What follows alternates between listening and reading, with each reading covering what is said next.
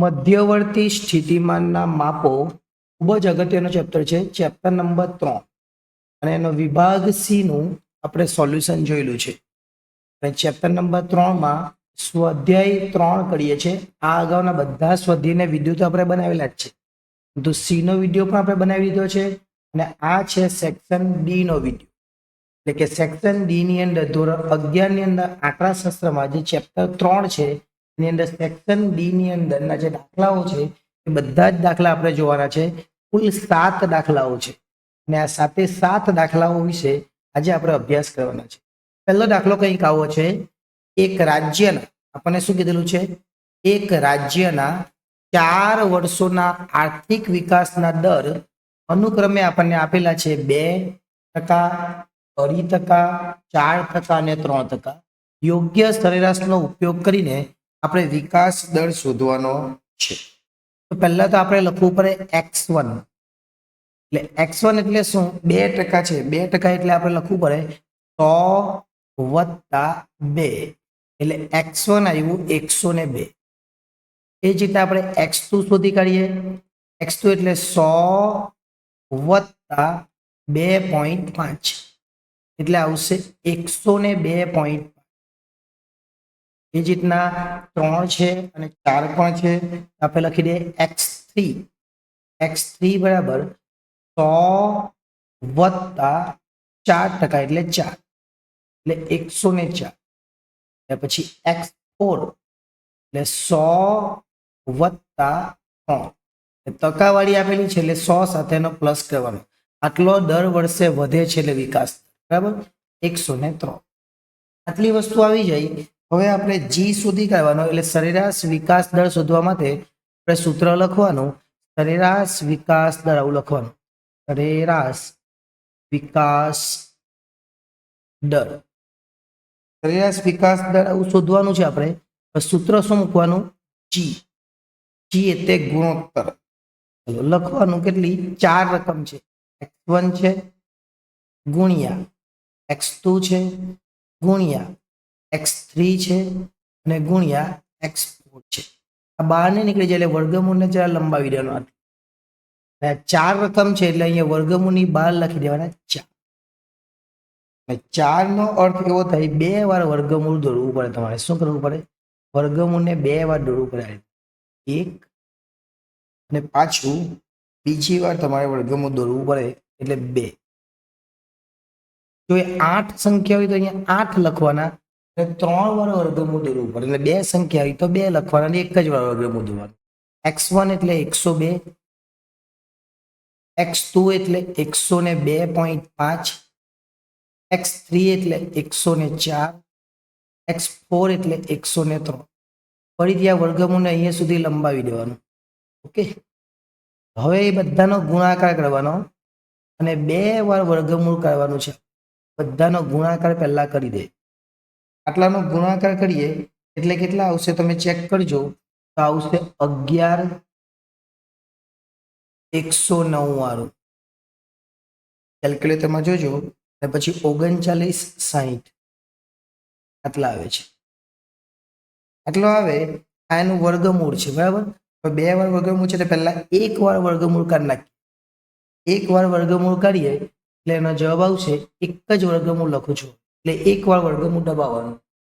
1 વાર વર્ગમૂળ દબાવીએ તો 10,852 આવશે. એટલે પોઈન્ટ પણ આવે છે 72 એટલે કે 72. ફરીથી 1 વાર વર્ગમૂળ કરીએ એટલે હવે વર્ગમૂળ નહીં લખવાનું, 102.87. આ આપણો જવાબ આવે. પણ આપણને પૂછેલું શું છે? આપણને વિકાસ દર શોધવાનો છે. યોગ્ય સરેરાશનો ઉપયોગ કરવાનો અને પછી વિકાસ દર શોધવાનો છે. એટલે વિકાસ દર કેટલો થાય? વિકાસ દર જે હતો એ આપણે શોધવાનો છે. આ જે જવાબ આવ્યો ને એમાંથી 100 બાદ કરી દેવાના. એટલે આ જ લખવાનું, યોગ્ય વિકાસ દર બરાબર, એ લખીએ, યોગ્ય વિકાસ દર બરાબર અથવા સરેરાશ વિકાસ દર બરાબર 102.87 એમાંથી 100 બાદ કરીએ. પેલી વખતે આપણે 100 ઉમેરેલા, 100 બાદ કરી દે એટલે 2.87 અને ટકા લખો. કેમ કે આપણે ત્યારે પણ ટકા જ લખેલું. આ આપણો ફાઇનલ આન્સર છે. અને આ રીતે કરીએ તો આપણને સીધા જે 3 માર્ક્સ મળી જાય, કારણ કે આ જે દાખલાઓ છે એ 3 માર્ક્સના દાખલાઓ છે. બીજો દાખલો જોઈએ. કુલ 7 દાખલાઓ ગણવાના છે. એટલે ચલો પહેલા તો x ને f આપેલું છે. આપણે અગાઉ પણ આવા દાખલા જોયેલા છે. પહેલા x લખવાનું અને બાજુમાં f લખવાનું. x 4 f 3 6 9 7 15 કોષ્ટકમાંથી રકમ આપણે ઉતારી દઈએ. 8 10 8 12 અને આ બાજુ પર 2. આ રીતની રકમ લખી દેવાની. આને કહેવાય સિગ્મા એફ, અથવા એને આપણે એન પણ કહી શકીએ. એ કેટલા છે તો 60, ટોટલ 60 થાય છે. બરાબર. આટલી વસ્તુ આપેલી છે, એમાંથી 2 વસ્તુ શોધવાનું છે. એક D7 શોધવાનું છે અને P15 શોધવાના છે. તો પહેલા D7 શોધવા માટે પહેલા તો આપણને CF ની જરૂર પડે બંને શોધવા માટે. એટલે CF એટલે 3, 3 માં 9 ઉમેર એટલે 12 થાય, 12 માં 15 ઉમેર એટલે 27 થાય, 27 માં 23 ઉમેર એટલે 50 થાય, 50 માં 8 ઉમેર એટલે 58 થાય, અને 58 માં 2 ઉમેર એટલે 60. આ 60 અહીંયા આવવા જોઈએ એવું આગળ પણ આપણે વાત કરેલી, આવી ગયા. હવે આપણે D7 નું સૂત્ર મૂકવા. D7 બરાબર 7 છે એટલે આગળ 7 મૂકવાના, અને D છે એટલે કે દશાંશક એટલે છેદમાં 10. અને પછી લખવાનું માં અવલોકનની કિંમત. માં અવલોકનની કિંમત. 7 ની જગ્યા પર 7, n ની જગ્યા પર આપણે મેં કીધું એ પ્રમાણે આ જે સિગ્મા એફ છે એને n જ કહેવાય. એટલે ટોટલ આવૃત્તિ આપેલી છે આપણને 60, અને છેદમાં 1 પ્લસ 1 અને છેદમાં 10, અને માં અવલોકનની કિંમત. ચલો 7 લખવાના. 61 ના છેદમાં 10 કહેવાય માં અવલોકનની કિંમત. 7 લખવાના અને 6.1 અને માં અવલોકનની કિંમત. હવે ગુણાકાર કરી દેવાનો એટલે જવાબ આવે 42.7 માં અવલોકનની કિંમત. 42.7 માં અવલોકનની કિંમત. 42.7 આપણે આ CF માં જોવાનું એટલે 50 ની અંદર આવી જાય. કેટલામાં આવી જાય? 50 ની અંદર આવી જાય. અને 50 ની સામેનું અવલોકન તમને કયું દેખાય છે? 8 દેખાય. એનો મતલબ કે આપણો જવાબ કેટલો આવે? 8 આવે. એ લખવાનું CF પરથી આ તો લખવાનું, અને પછી લખવાનું D7 બરાબર કેટલા? 8. ને આપણને ઉપર જે વાત કરી અર્થઘટન, એટલે અર્થઘટન આપણે કરી દેવાનું કે D7 બરાબર 8. તેથી 70% દિવસોનું મોબાઈલ ફોનનું વેચાણ 8 કે તેથી ઓછું હશે. લખવાનું આ 7 એટલે 70%. 70%. પછી લખવાનું દિવસોનું, 70% દિવસોનું મોબાઈલની જ વાત છે ને, મોબાઈલ ફોનનું વેચાણ. કેટલો જવાબ આવ્યો આપણો? 8. તો 8 ફોન છે ને, 8 કે તેથી ઓછું હશે. બસ આટલું લખવાનું, અને અહીંયા ઉપર લખી દેવાનું અર્થઘટન. આ એકનું અર્થઘટન છે. બીજો દાખલો છે આમાં બીજો દાખલો P15 છે.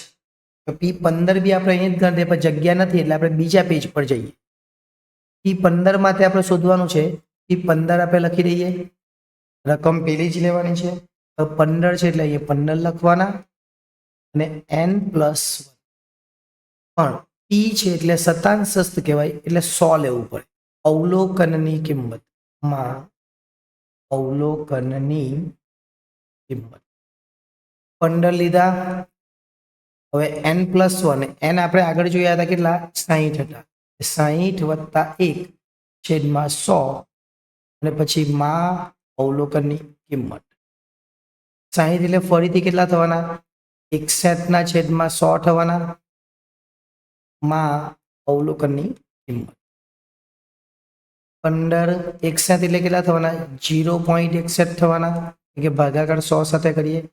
હવે આનો ગુણાકાર કરી દેવાનો. 15 ગુણ્યા 0.61 આપણે કરવાના એટલે 9.15 આવે. 9.15 માં અવલોકનની કિંમત. અને પછી અહીં લખવાનું CF પરથી. CF માં આપણે જોવાનું, CF માં આપણે જોઈ લે, CF ની અંદર અને 9 જે છે એ 12 ની અંદર આવી જાય. 12 ની અંદર 9 આવી જાય અને 12 ની સામે આપણને 6 દેખાય છે. કેટલા દેખાય છે? 6. એટલે અહીંયા આપણે લખવાનું CF પરથી P15 બરાબર આપણો જવાબ કેટલા આવશે? 6. આપણો ફાઇનલ આન્સર આવે, પણ આપણે અર્થઘટન લખવાનું છે અને અર્થઘટન પછી લખ્યું એવું જ આપણે લખવાનું છે. અત્યારે P15 છે, P15 બરાબર 6 આવ્યા એટલે તેથી આપણે શું લખવાનું? 15%. પછી અહીંયા 7 એટલે 70%, 15 એટલે 15%, કેમ કે અહીંયા 100 સુધી આવે. 100 સુધી આવે એટલે આપણે શું લખવું પડે? 15%. 70 હોય તો 70% એમ. પેલામાં P7 બરાબર 70 કેમ લીધું? કેમ કે 10 સુધી જ આવે. 15% દિવસોનું મોબાઈલ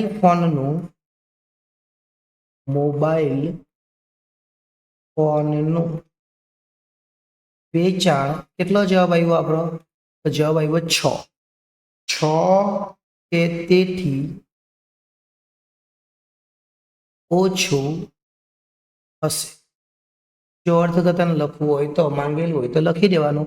એમ તો ન લખો તો પણ તમને ચાલશે, પણ આપણને માંગેલું એટલે આપણે લખી દેવાનું, જેથી કરીને આપણને મુશ્કેલી નહીં થાય. બરાબર? ચલો એના પછીનો દાખલો. બીજો દાખલો છે, આપણે કુલ 7 દાખલા જોવાના.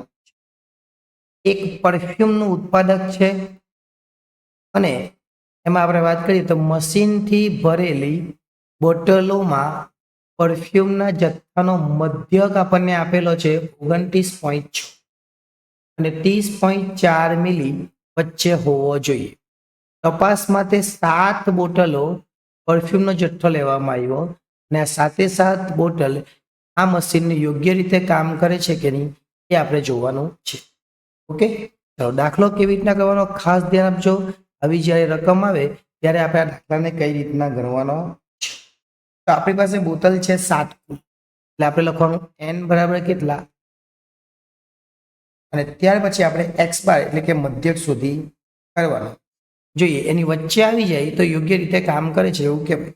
એટલે આપણે લખવાનું x બાર બરાબર સિગ્મા x ના છેદમાં n, અને સિગ્મા x એટલે જેટલી પણ રકમ આપેલી છે તે 30.2 આપેલા છે વત્તા 28.9 આપેલા છે વત્તા ઉપર જે આપેલા છે તે 29.2 આપેલા છે, પછી 30.1 છે, પછી 29.4 છે, પછી 31.3 છે અને પછી 31.4 છે.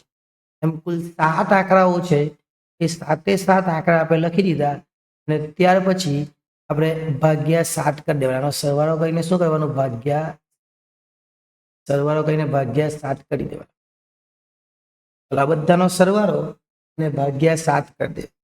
બધાનો સરવાળો થાય 210.5 અને એના ભાગ્યા, એટલે આપણને x બાર મળી જાય 210.5 ભાગ્યા 7 કરે એટલે 30.07 અને જવાબ લખવાનો મિલીમાં. આપણો ફાઇનલ આન્સર થાય. હવે એ લોકોએ આપણને પૂછેલું છે કે 29.9 અને 30.4 ની વચ્ચે હોવો જોઈએ. એની વચ્ચે છે 30.4 કરતા વધી ગયો છે. શું છે? વચ્ચે છે. 30.07 છે. એનો મતલબ કે એની બેની વચ્ચે છે. 30.40 કહેવાય પેલા, એટલે બેની વચ્ચે છે અને વચ્ચે એટલે મશીન યોગ્ય રીતે કામ કરે છે. એટલે આપણે લખી દેવાનું પરફ્યુમના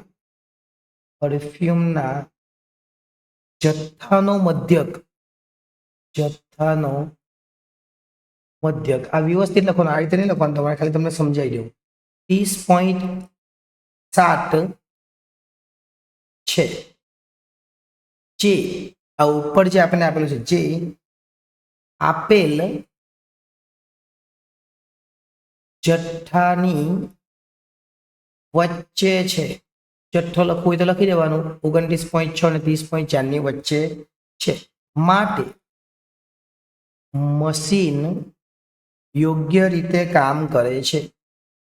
યોગ્ય રીતે કામ કરે છે. આટલું લખી દે એટલે આપણો દાખલો પૂરો થઈ જાય અને અર્થઘટન કહેવાય.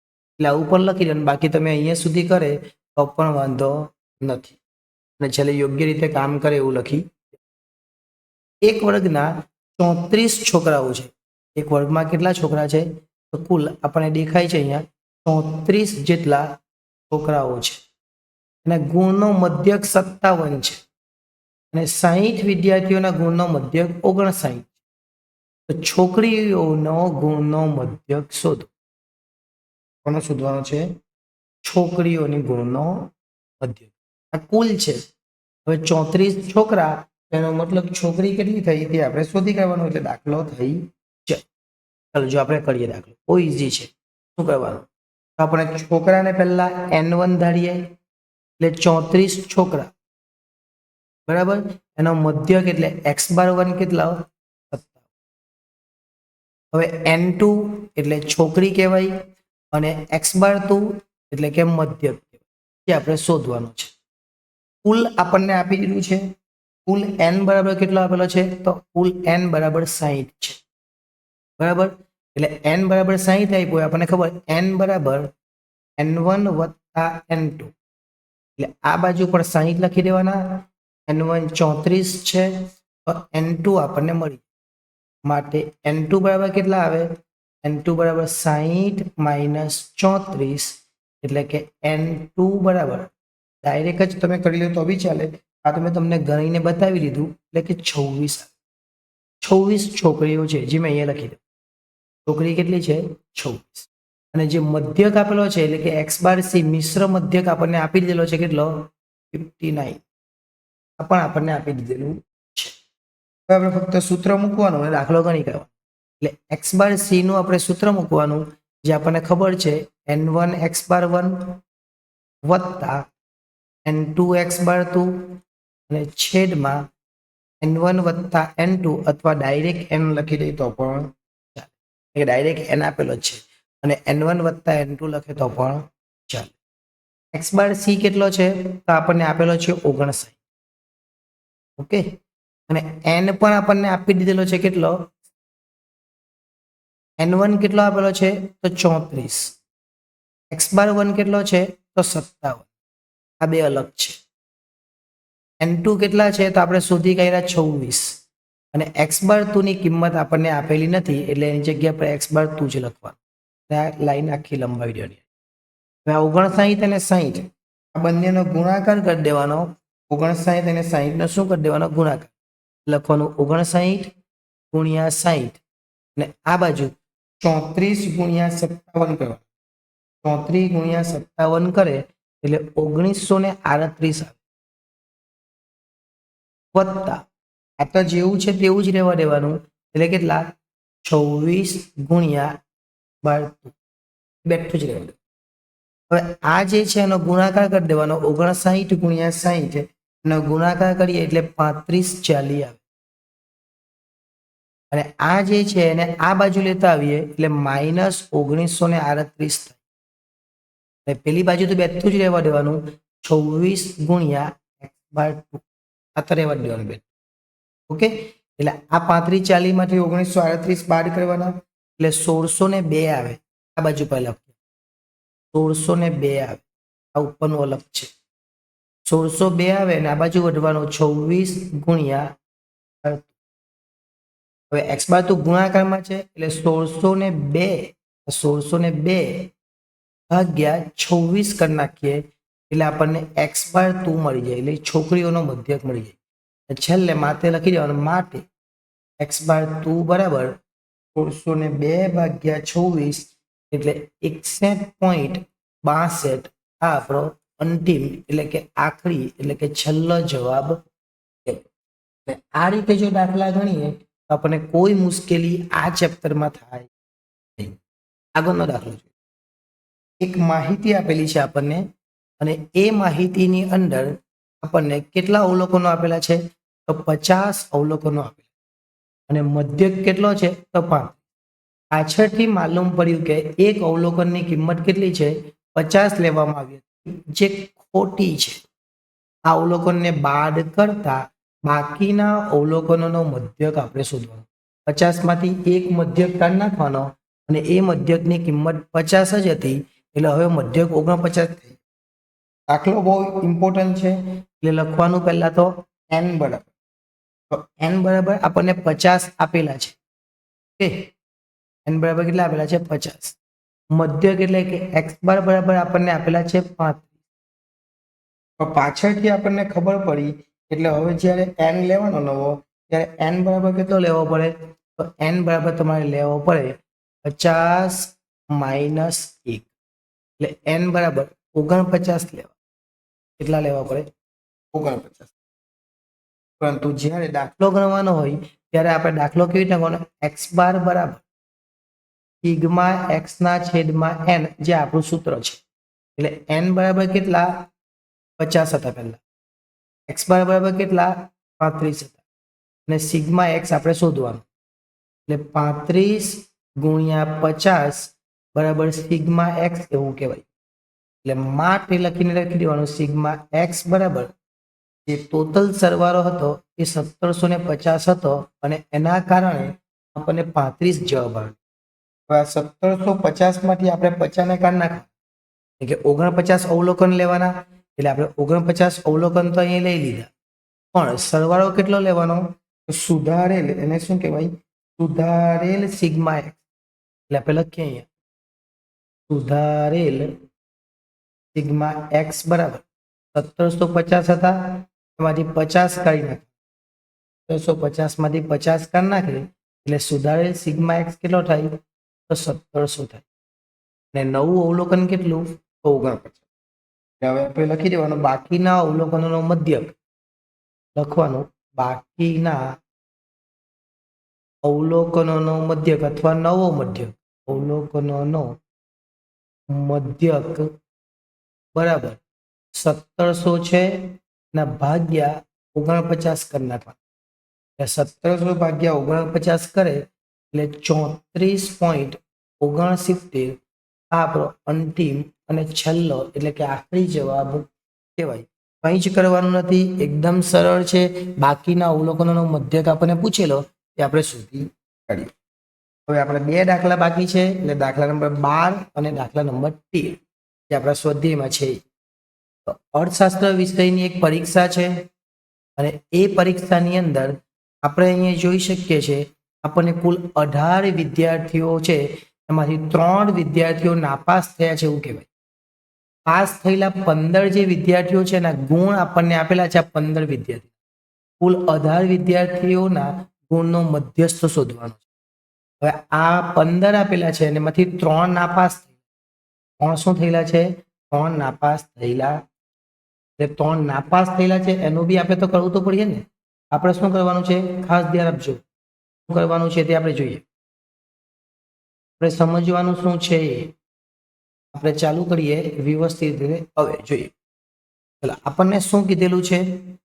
આપણને એવું કહેવામાં આવ્યું છે 18 માંથી 3 જણા નાપાસ થયેલા છે. શરૂઆત કરીએ આપણે પહેલા 18 ને ચડતા ક્રમમાં ગોઠવવું. એટલે આપણે લખવાનું ચડતા ક્રમમાં ગોઠવતા. આ ચડતા ક્રમમાં ગોઠવ્યું.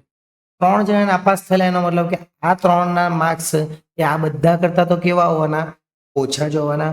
એટલે પહેલો નાપાસ થયેલો એને x1 લખી દે, બીજો નાપાસ થયેલો એને x2 લખી દે, ત્રીજો નાપાસ થયેલો એને x3 લખી દે. હવે સૌથી નાની રકમ ઉપર જોવાની.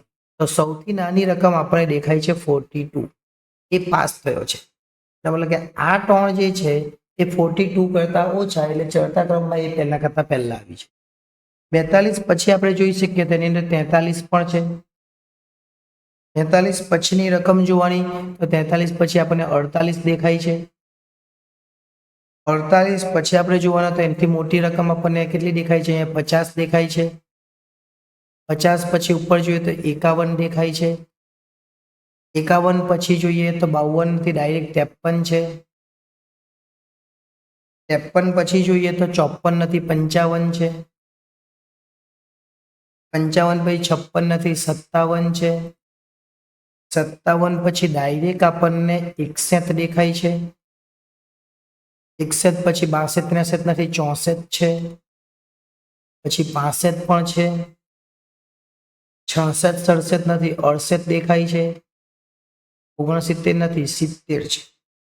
ત્યાર પછી 75 છે ડાયરેક્ટ 75 76 77 78 કઈ નહીં ડાયરેક્ટ 79 છે. આ 18 ને ગોઠવી દીધા. એકચ્યુઅલી 15 જ છે તો બાકીના 3 નાપાસ થયેલા છે જે આ છે એને આગળ ગોઠવી દીધા. હવે m નું સૂત્ર મૂકવાનું. m બરાબર n+1 છેદમાં 2 અને માં અવલોકનની કિંમત આવું જે આપણે આગળ લખતા એ છે અવલોકનની કિંમત. ચલો m પ્લસ હવે m તો છે નહીં, m તો શોધવાનો છે એટલે 18 છે. 18 વત્તા 1 છેદમાં 2 અને માં અવલોકનની કિંમત.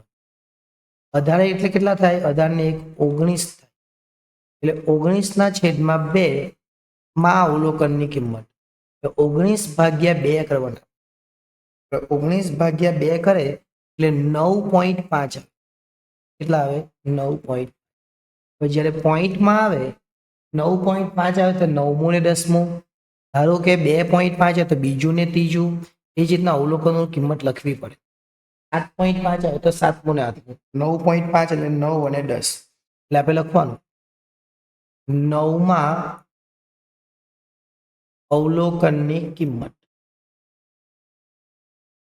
9.5 છે એટલે પછી લખવાનું 10માં અવલોકનની કિંમત અને એ બંનેની વચ્ચેની શોધવાના છે એટલે ભાગ્યા 2 કરી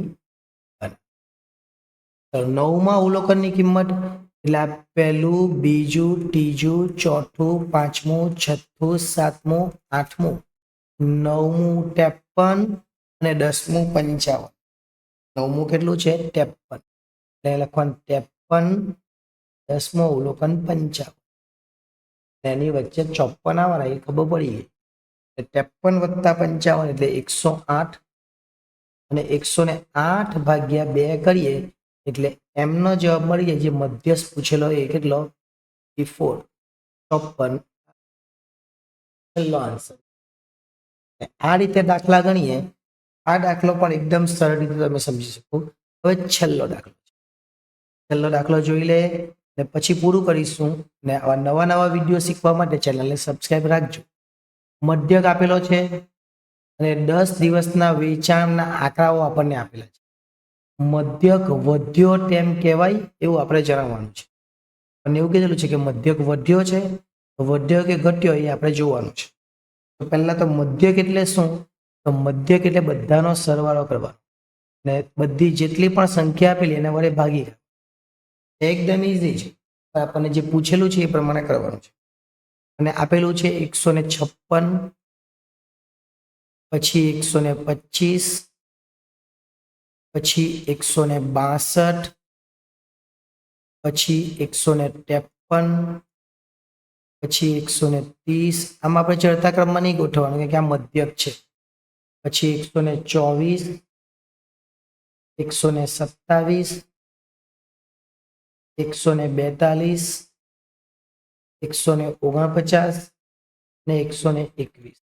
આ કુલ 10 દિવસ આપણને આપેલા છે અને 10 દિવસના વેચાણના આંકડા આપેલા છે. 10 દિવસના છે એટલે આપણે એને 10 વડે ભાગવું પડે. કેટલા વડે ભાગવું પડે? 10 વડે એને ભાગવું પડે. આ લાઈન થોડી વ્યવસ્થિત દોરાતી નથી, તમારે બરાબર કરવાનું. ભાગ્યા 10. ચલો ભાગ્યા 10 કરીએ એટલે તેનો સરવાળો કરવો પડે એટલે 1389 આવે અને એને ભાગ્યા 10 કરવાના એટલે જવાબ x બાર નો આવે 138.9 અને આ શું આપેલું છે તો આપણને આંકડાઓ આપેલા છે એટલે 138.9 અને ઉપર બધા એકમ છે એટલે આને કહેવાય એકમો. શું કહેવાય? એકમ. ત્યાં આગળ આપણને કીધેલું છે 126.2 છે દૈનિક વેચાણ. કેટલું છે? 126.2. તો વધ્યો છે એવું કહેવાય. શું કહેવાય? પહેલા 126.2 હતો અને હવે 138.9 છે એટલે લખવાનું માટે દૈનિક, આપણને એવું પૂછેલું છે દૈનિક વેચાણનો મધ્યક વધ્યો છે અને પછી લખવાનું કેમ કહેવાય. એમ અહીંયા આપણો ફાઇનલ આન્સર પૂરો થયો. આ લખવાનું ભૂલવાનું નહીં, લખી દેવાનું.